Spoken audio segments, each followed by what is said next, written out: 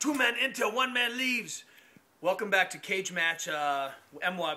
My wife is reminding me that we haven't done anything fun for a while, so let's make it fun. Let's make a fun time. This time with more energy. Our athletes, when we start to see complex problems, a lot of times our coaches forget that they know a lot already about maybe things that they maybe not be experts at. For example, jumping in the trampoline, it's a common fault that as I land overextended a little bit. And you'll notice in this position, I look like I'm in an active lumbar position, but I don't have my butt on, my abs aren't very tight, and contrast that with this position. Now I'm strapping down and stacked. And so when I land, I need to have my butt on, and when I'm jumping, I need to be in a neutral position. So already, if you just took what you understood about, hey, my midline stabilization, if I'm overextended, I have a form fault. Hey, Bear Star, shh. If I'm overextended, I can lead to a whole host of problems. Being overextended here, least of which is kind of common bouncing problems in the knee. A lot of overextension faults.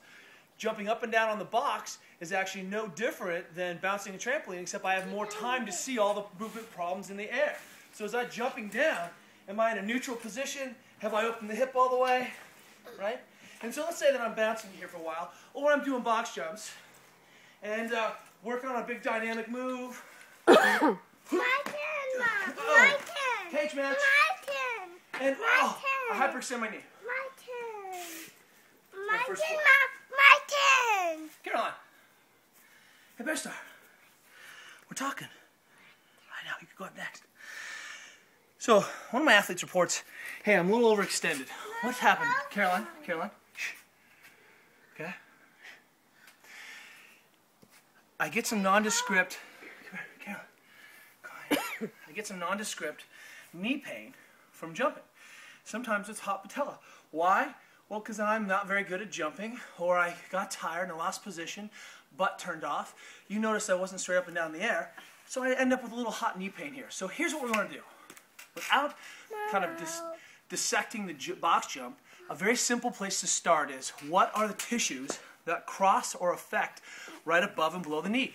This is our upstream downstream concept. So very first thing is let's start below the knee. The musculature that crosses right below the knee is the calf. So a good place to start is a calf stretch.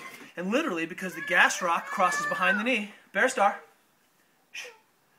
the gastroc crosses right behind the knee. It's very effective for me that if I have tight calves, jumping, bouncing, then I'm missing full knee extension when I'm loaded, and subsequently that could be causing my knee pain, right? So without doing any assessments and things, if you just start right above and below the knee, you may be able to solve the problem. Right above that, quad. So you don't even need to know your anatomy. You can literally look at your own knee, then look at your patient's knee, and come up with this problem. So if, Caroline, if I needed to stretch right above and really work on kind of this distal quad, that would be another thing that would work on it. Right above that, or on the back side, hey, hamstrings.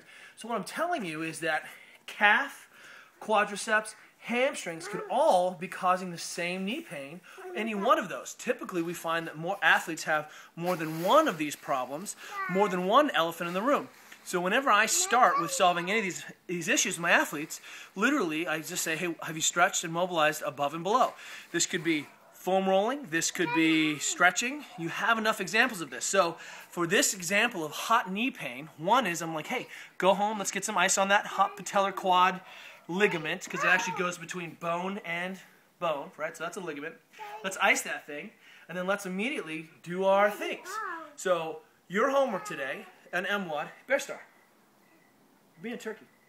Your homework today on the MWOD is to come up with 2 good calf stretches. You need to come up with 2 good quadriceps, high hip mobilizing, and something for the back of the leg. And I want you to see, can you just think of this off the top of your cuff now based on 59 days of programming? What's it look like if I solve the problem of upstream and below stream? Then let's take that a step further, and let's take that to the low back, okay? So the second piece of homework is to work on some tissues that affect above and below the back. That could, I'll give you a nice hint. Hamstrings can cause back problems. Tight, short hips in the front can cause overextension problems. Caroline.